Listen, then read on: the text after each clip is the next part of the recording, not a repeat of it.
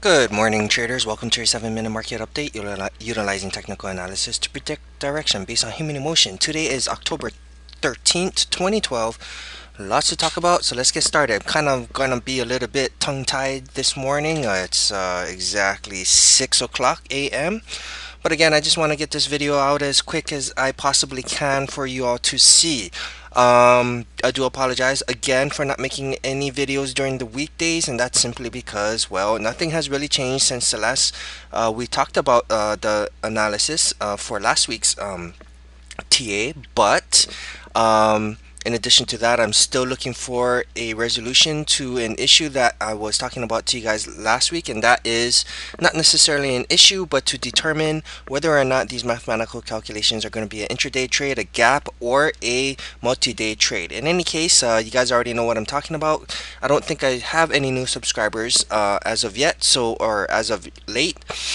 So I'm just going to get started. This is a chart of the SPY, which is the ETF that tracks the S&P 500. For those of you who don't know, most of you already do. Because the reason why I do an analysis on the SPY rather than the S&P 500 is because I get to see the most important thing in my opinion, which is volume.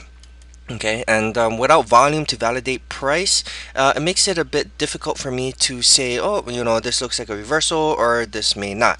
In any case, let me load my drawings here if this is not already loaded. Okay, there you go. Just to give you a quick recap, since this video has been, a week since last week, we had this upper line here, which is the 147.05 created on the day of September 7th. We went right in, so on this day here, we went right in and we broke out, and I believe this is the announcement of QE3. That's if I'm not mistaken. In any case, everybody thought it was going to go flying high, but it hit my 147.05 mathematically calculated level and had an intraday pullback right here. The next day, we actually broke through the 147.05, however, pulled back again and created this nice shooting star candle, which validated this 147.05 as being the level of levels, or I should say the turning point. As we come down, we kind of bounce around the 147.05 and then we break down, and I did discuss to you, to all of you, that when you create, or not when you create, when you actually break out of a pattern that is a rising wedge, ascending triangle, or bear flag, or whatever you want to call it, it's going to be short-lived. All right, I mean, you're going to see a lot of patterns. It's very rare that this thing continues up after an upsloping trend, two upsloping trend lines that are eventually coming closer and closer together. And a wedge pattern, I see it happening a lot more often, but in a triangular pattern such as this, not so often, and when it does, it's normally short-lived. We had already discussed that. We came back down here, we broke down from this upper trend line here, and then that's when I took a short trade right here. Alright, we broke down and we tried to close above it. We couldn't make it up there. I mean, we had government manipulation in there trying to save the markets, and they were unable to do so, and therefore I took a short trade. Sure enough, we went up. We retagged this upper trend line and then created this what a lot of people were calling a bearish engulfing pattern. Unfortunately, this, in my opinion, is not a bearish engulfing pattern, simply because a bearish engulfing pattern comes from after a move higher. This is actually part of the move lower. Nonetheless, we sold off on September 25th, and then we sold off again, and then they saved it right on this bottom trend line here, and as we discussed, they save it on this trend line here, so on and so forth. All right, now the only difference between this trend line and these, this bounce off this trend line and then these, you notice these are pivot points, right? Pivot point, we have a pivot point here, so on, so forth. All these pivot points. The only thing that could be considered a bearish consolidation pattern is here, but even so, it'd be a very ugly consolidation pattern. But what looks beautiful as a consolidation pattern? Well, we have this down move here, and now we consolidate, right? Boom, we consolidate in an upward motion. So similar to this pattern here, where you have a rising wedge of sorts after a down move here, right? Okay. We didn't break down, we broke higher. Same exact scenario. We had this bearish pattern here, right? And we broke higher. Now, what did we break higher into? We broke higher right back into this 147.05 level and the upper trend line, giving it that much more substantial resistance. But without this upper trend line here, I would not have depended on this 147.05. After these levels are used and abused, I just don't trust them again unless there's other supporting factors indicating a possible reversal, and then and added to these levels is when I'd be interested in it. Okay, so we come down and then we finally break down from this bottom trend line. Okay, so I always say though, this you always have to watch out for these breakdowns. I mean, this was a substantial breakdown, so it would have seemed as though it would continue down, and that's exactly what we did. We continued down. But why would I say be cautious on this breakdown here? Well, it's simple, because federal manipulation, institution manipulation, blah blah blah. Everybody knows about it, but everybody just cries about it. If you know about it, then don't cry about it. That's my opinion. Okay, so in any case, I was looking for a confirmation. We got that confirmation. It was kind of a big confirmation, meaning in order to validate this move here, I needed to see another move down and a close below this candle here. In addition to that, though, the reason why I figured that because this move was so big, sometimes what they'll do is to close it a little bit under to get everybody short, and then pop it back higher, right? But when you have a close this big from the bottom trend line, let me just remove these trend lines over here, these yellow ones, then it shows that there's a probability, or a higher probability, that we should be able to continue lower. Now, what is the key thing, or the key reason why I also thought that this was going to continue lower? Any guesses? You guys can pause this video if you want to just kind of guess. If not, I'm going to tell you simply this. Not only does volume indicate reversals, like here, right? We had this nice volume candle on this one. Actually, we had the volume candle on here, on this candle here. Okay, but this is based off of news, so I can't really base it off of that. In any case, anytime you get a reversal candle of some sort that's on high volume, like this one here, you have a nice doji candle on high volume, that indicates a possible reversal. Now, the cool thing about this reversal here was it was also on the bottom trend line, right? So that gives you three scenarios of putting the odds in your favor that the markets in this case would have a substantial bounce. That goes the same for pullbacks. Okay, the pullbacks are exactly the same theory, or I guess you could say, where I will not take a trade based on a reversal on a single candle pattern reversal, like a doji, hammer, or shooting star. Without that volume in place, it can still reverse. Don't get me wrong. There's nothing telling it that it won't reverse based on the candle, but I like to put the odds a little bit more in my favor, and that's why I add volume. But volume is also good to see whenever you see breakouts or breakdowns. Okay, so what do I mean by that? Well, we have this bottom trend line here, right? We actually had a break down from this bottom trend line on higher volume. Let me just move this up here. You see this volume here, and you guys all know that I need a requirement of at least the previous 3 days, higher volume than the previous 3 days. This was actually higher volume since the past 1, 2, 3, 4, 5, 6 days. Okay, and that showed me that there's a probability that this move here is actually legitimate. Again, volume not dictates, but validates price. So if this price is coming down and they close it at the low here, or the close here at 144.20, that's a validation, because there's a lot of volume backing it. Okay, again, using the eBay scenario, you guys can rewind in my previous videos. I don't want to sound too much like a broken record, and I don't want this video going too long either.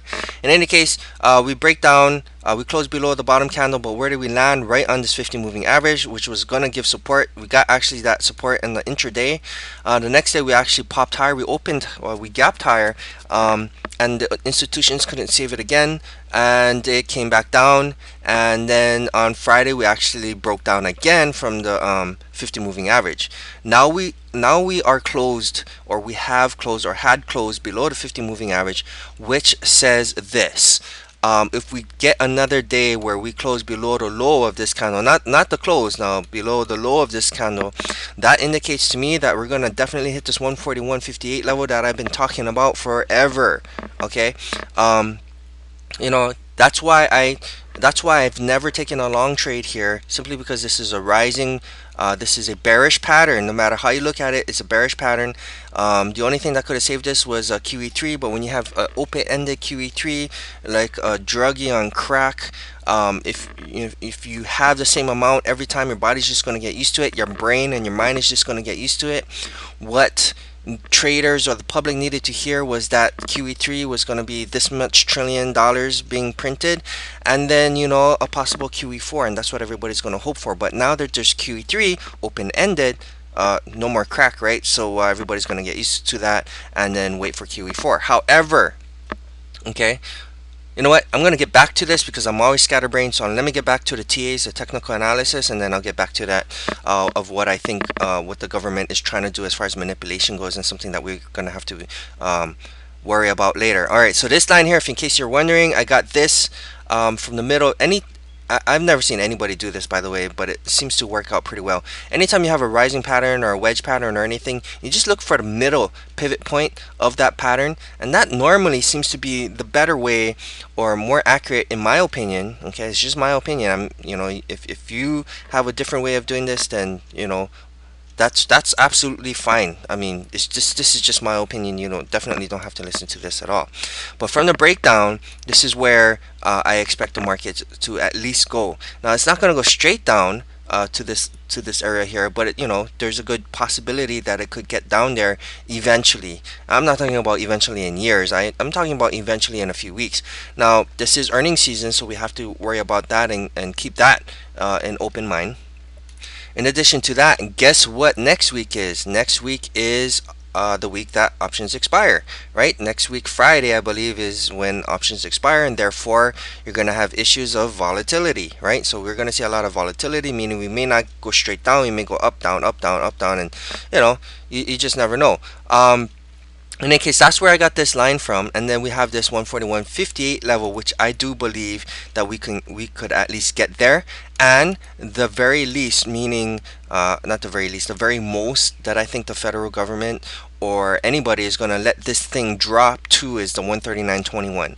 I don't think they're going to let it drop to there, but there is a possibility. Now, elections is, I believe, November 6th, if I'm not mistaken. That's not too far away from now. And a lot of times what they'll try to do is they'll try to prop the markets higher, right? Okay, you know what? I told you I was going to talk about TAs first, but I'm going to just get into this just as fair warning for all of you who are watching this video. Right before elections, there's it's known that they'll prop the markets higher to make it look better, and people can get reelected, blah blah blah. That is something that you have to keep in mind, something that you have to prepare yourself for and protect yourself from. So just remember to put your break-even stops, to put your stops in place, to abide by your stops, blah blah blah, all that stuff. You guys already know what I'm talking about. Money management is key, in my opinion. Okay, so just keep that in mind, that it's all about timing. If we can get into this 141.58 level by the end of next week, then I'm thinking that we have a good chance of going long. Or going higher. If that doesn't happen, then we have a potential of getting to this 139.21, or even around this 140 level here, which is where this line was calculated. We'll just see which one holds up. This 141 or 140.12. You know what? Let me just get an exact number here. It's 140.09. Roughly around there. Okay, give or take a penny or two. All right, so that is that. So the analysis is telling me right now that we are not into support. Okay, we have this little bit of a pivot point here that's giving us some support from Friday. You see how that just lined up? I just did that just now, but I don't think that's going to be any type of major support. I'm not saying that they couldn't prop this market higher tomorrow, not tomorrow, Monday, simply because it's options, the week of options expirations. So there's going to be a lot of game playing, because options are the contracts that the institutions print, and they don't want to lose money, and they have control of moving the market. So why not, right? They have the billions of dollars to do so. Us retail traders, we don't have that ability. But looking at technical analysis, purely technical, we may possibly get a bounce on Monday. Monday is normally a low volume day, so that has to have an upside bias, right? Because it'll give the people with a lot of money more of the ability to prop the markets higher, if that's what happens. But I still do think that the 141.58 is still a plausible area to go take a long position. So there is a possibility that I might take, a little bit of a long position on 141.58. I highly doubt we get to the 131.20, but I'll take my second position at 140. Let's call it 140 flat. Okay, so even if we get into this 139.21, around where this 200 moving average should be by then, maybe around this area by the time it hits this level here, then you know what? It's not that much of a big deal. It's only 60 cents away before we get a bounce, and I honestly just don't want to miss the train on this one because I think it's going to be a pretty good bounce in my opinion. Okay, I do think we are going to have a correction. I just don't think that it's going to be anytime soon or right now for that matter. Okay, so but I do think this 141.58 is a plausible area to go long, but for me it's just going to be a small position, just until I can see what happens. I mean, if we start consolidating here, then I don't think this 141.58 level is going to hold, and I'll wait for the 140 level to pick up some long side positions on the actual market itself. But if we break down from 141.58 and then say we start consolidating right below the 140 level, then I'm going to wait for the 139.21 level to hit over here. Okay, so you guys see where I'm getting at. If we get consolidation right before a level and then we break down, consolidate right before a level, I'm thinking it's going to break down again, and I just keep on waiting for the next level, which is going to bring me to an example I'm going to show you on a trade that I missed, because this is one of those things where my butthole clenches because I just don't know what I think I'm going to do or what I should do or blah blah blah. And then you have to look at the risk reward. As a trader, you have to be more disciplined, and discipline is the hardest thing, especially for me, because I want to be in a trade and I don't want to miss the train. But here's an example I'm going to show you on a trade that I didn't take, but now I'm thinking maybe I should have, but then I keep thinking that, well, maybe I shouldn't, and that's a VMware. Let me show you. All right, this is the daily chart of VMware. Okay, VMware Incorporated. So as you can see, there's a whole bunch of lines here, and let me just clear these lines out if I possibly can. Nope, that won't work. You know what? Let me just leave it in here. All right, so VMware, let me just zoom out over here. What we have is this rising wedge pattern, not a flag pattern or a triangle where it gets skinnier and skinnier. This is an actual wedge pattern. The wedge pattern has broken down. All right, so I just grab, pretty much the middle part of the wedge pattern, just draw a straight line, and then I grab this straight line and then take it out for and put it where the breakout point is. Now, wedge patterns aren't as accurate, in my opinion, in doing this type of analysis. Normally, the triangles or descending or ascending triangles have a better, a little bit more accuracy when I do it that way. Okay, but that's just the way I do it. Actually, if you think about it, I could actually activate this drawing here and move this down, and that would actually, on this bottom candle, let me see if that actually lines up or not. It actually does not. But in any case, I should say, that is a possibility. But the reason why I don't have that line in there is because that's a far ways down. So I'm a short-term trader. I don't know about you, but I'm not going to wait that long to dump my shares. Now, one thing to keep in mind is that VMware, I don't trade earnings simply because, to me, earnings can be good or bad, and that's obvious, right? If the company makes a lot of money and it beats estimates, then more than likely you'll see the stock go up or down. But you have to keep this in mind. If it's already priced in with the consensus that it's going to break or beat earnings, then what you'll see is the stock drop, right? And that goes for the the total opposite. And so, which means sometimes I see a stock that blows away earnings and all of a sudden it sells off. You know what I mean? So I just and the earnings is just so huge, and you can play the straddles or the strangles and options, and I've tried that before, and I've actually made some money off of doing that. But sometimes there was one time where VMware released their earnings. I think it was after earnings, and then the stock spiked up 10%. I was all happy because I was running a straddle on that a straddle play on that or this stock. Okay. And then during the pre-market, the very next day, it sold off, and then all of a sudden it was just right at the middle. In case you guys don't know, a strangle play and the options, if you guys were interested, it's you would buy a call and you would buy a put. And when you buy a call and you buy a put, because the change is going to be so dramatic, the call is just going to outbeat the put and you'll still make money, or the put will outbeat the call and you'll still make money as long as the difference is big. And normally during earnings, a lot of people like to play strangles and straddles because the differences are big. Well, it's funny because VMware actually went up 10%, after hours, after release earnings, and then the pre-market the next day, it sold off 10%, so it ended up being exactly where it was the day before. And it had the earnings announcement had no effect on these options, and I basically lost a lot of money simply because I lost on volatility, right? I mean, we all know who plays options. There's there's the Vega, there's the Delta, and all that kind of stuff that you got to worry about in addition to the Theta, which is time. It makes it just a bit difficult, or more difficult in my opinion. Okay, but anyways, uh, you know, just be aware that VMware has earnings on the 23rd, so that's one reason why I stayed out of it. But let me give you an example. I have a level here at 8633. Okay, this is a level that I mathematically calculated on the day of the 10th. So 3 days ago, I calculated 8633 as a mathematically calculated level. Let me just zoom in here and then go to the 10-minute chart on VMware, which is the intraday. Was the low of this day was, if you look at the low up here, this is where it says L. Oh, excuse me, sorry about that. The low of this candle here was 8632. So I missed it by 1 cent. Not a big deal. The big deal actually turned out to be that I didn't take the trade. Had I taken the trade, I would have easily scooped an intraday $1 gain. Okay, because it closed on this day. It closed on 87.30. Okay, so that's at least $1 gain, right? Minus 3 cents. And the reason why I didn't take this as a long trade. I mean, right now we're in a double bottom. All right. You could call this a triple bottom if you wanted to.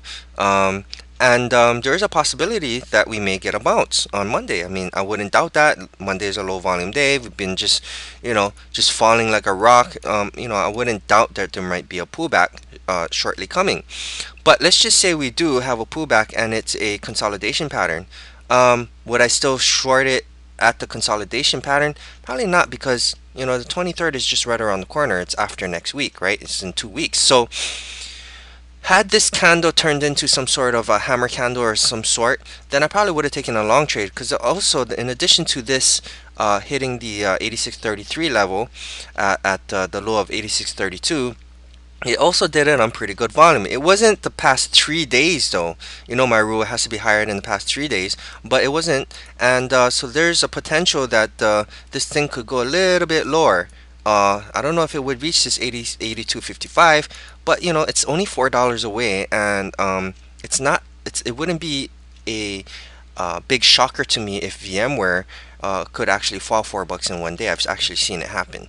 All right, so the reason why I didn't take this trade is simple. This is a chart of the SPY. Why would I take a long trade on VMware, which doesn't necessarily always follow the markets, but putting the odds in my favor, I would want also the markets to be strong as well. Because the markets could not get into this 141.58 mathematically calculated level, where I would put the odds in my favor that we would probably get at least a small bounce here if we go straight into it, say on Monday, then why take the long trade? I mean, yes, VMware could definitely bounce next week. That's no doubt in my mind that could happen. All right. In fact, I have a friend at work who plays VMware, and he's very, very good at it. I mean, he's a much better trader than I am, and he already went VMware long.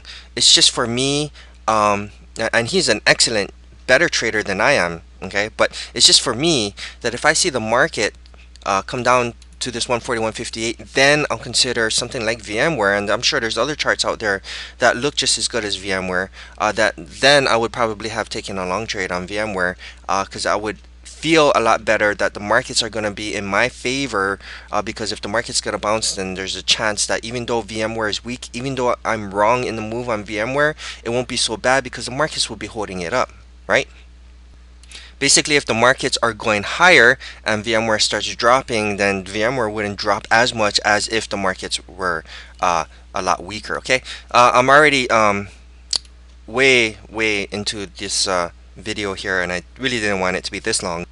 But real quick, we'll take a quick look at the dollar. We've been talking about the dollar for a while. It had the 78, 74 level that the dollar had a nice bounce off of.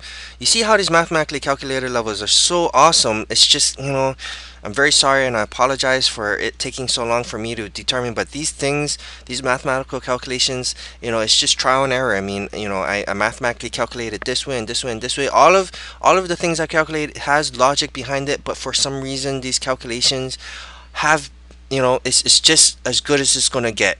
Am I going to give up? No, obviously not. I'm going to keep pushing until I can figure out when these levels are going to be primary or secondary or tertiary, if that's what it's called, and when it's going to be intraday gap or multi-day bounce, right? So I'm still working on that for you guys, so don't worry. It's taking some time, but this kind of stuff is not easy to do. But rest assured, when I find the solution, if I do find the formula, then I'll definitely let you guys know in these videos. So stay tuned and subscribe if you keep on wanting to see it. And I only release a video once a week, or have been, so you don't have to hear my irritating voice every single day. But eventually, once I find this formula, then I'll obviously be able to quit my full-time day job and just trade like everybody else and be a happy camper because I'll be my own boss. Anyways, the dollar. We have this bottom trend line over here that we got to bounce off of, right? We got this 20 moving average, and this bottom trend line here will definitely give you some resistance, and that trend line comes from these two pivot points back there. So we got this resistance, so we're pulling back a little bit, and then we went back into this trend line over here again, and then now we're pulling back again, but we closed still above the 20 moving average, which still does show somewhat or a little bit of some strength, okay, in my opinion. But on the bigger side, this is, if you keep in mind that this is a bearish pattern, okay. So as you guys all know, I hope you guys all know that the markets are inverse to the dollar. So if the dollar goes up, the markets will go down, not by price, not by penny, but by tick. Meaning, if the markets tick up, the dollar will tick down. But as far as price goes, it's not a one-for-one for price, okay? It's just a matter of how QE works. When QE drives the dollar down, then that forces the market higher, and that's pretty much what Uncle Ben wants from everybody. We also have these two moving averages here, giving a lot of pressure on the dollar, and it could definitely push lower. So one thing that we want to watch is this bottom trend line here. If we break down from this bottom trend line here on the dollar, let me just delete this, then that is going to show some bearish sentiment for me. There is a chance that we may actually come back down to retag this bottom trend line before getting a bounce. This 20 moving average, in my opinion, since it's been just chopping around it, really has no validation. What do I mean by that? I know I said earlier, just like 2 seconds ago, I contradicted myself that we did still close above this 20 moving average, right? That gives some strength, but it doesn't tell me that it's not, or it cannot get to this bottom trend line because we're in this rising channel here, okay? Just keep that in mind. The channel as of now has a lot more weight than this 20 moving average, simply because we've been just chopping around this 20 moving average, and that's why it sounded like I contradicted myself. Now, keep in mind that there's a possibility that the dollar can get up to this $80.61 level. This level has been here since this day here. You see this day? This was here since, what is that, June 29th, okay? And it still holds. Why does it still hold? Yes, we broke down from it coming down, but when we went back up to retest nothing, right? If you didn't have this level here, we would have nothing to retest, but this level was here, so it was retested, this $80.61 level, which means that this mathematically calculated level still has, or still holds water. Does it hold a lot of water? No, not that much. What holds a lot of water is this 81.26 level up there. I don't really think that we're going to get too high, right? But there's always that possibility. And then of course we have at the bottom here the 76.38 level all the way down there, coming from a switching over to the weekly chart, coming from these two pivot points here, giving it a little bit more support. So if the dollar comes all the way down here and we get a rally from the markets straight into the 76.38, then that's when I think we're gonna get a major correction. When I say major, I'm saying maybe 7 to 10%. All right. And a correction, when I say major, it's just a correction, and a correction is always healthy for the markets. That's what needs to happen. A crash is different, okay? A crash is a lot more than 7 to 10%, so just wanted to throw that out there. All right, now switching to the SPY, which is the ETF that tracks the S&P 500. Once again, I'm going to try and make this real quick. This is the weekly chart. As you can see, this is a rising triangle, and we have broken down from this rising triangle. And like any other confirmation, we need another close below this low of this candle here. Now, if you take a look at this here, we have the 139.21. So everybody thought, or previously when you were probably watching this video, 139.21, that's a little bit too low. The Feds are going to save it before that. But when you look at the weekly chart, it doesn't look so far away, right? I mean, think about it. Oh, sorry about that. Let me just get rid of these lines here. If you think about it, right? If you look at the weekly chart, the 20 moving average is right there. Let me just delete this line over here. So it's not that far away. The 139.21 is a plausible area because this is where the 200 moving average was, and now this is where the 20 moving average is on the weekly chart. So we are bullishly still consolidating on the weekly, but that doesn't mean that we can't hit this 20 moving average. It's not out of the question. So it would make sense to me that there is a possibility. There is no way, in my opinion, unless something really bad happens, that we're going to get into this 50 moving average. But 20 moving average is not that far away, so I just wanted to throw that out to you guys first. So bottom line is this: I'm waiting for this 140-158 level here before I look for any long trades on any other stocks. Even though they look good, they look really good, like the VMware chart did. In any case, thank you very much for stopping by and watching these videos. I really do appreciate it. I'm very sorry for making this video this long, but it is the weekly video, and I have to fit everything that I missed this whole week into this one day. Or in this one video. I really do, again, appreciate it. Good luck to you. God bless to you all. I hope to see you in the next video. And if you haven't subscribed, press the subscribe button. And then when I do come up with those additional formulas to the ones that have been already working, the ones that you're seeing now, then you'll definitely get an alert or an update or an email or some sort of something like that. In any case, thank you very much, and I hope to see you in the next video.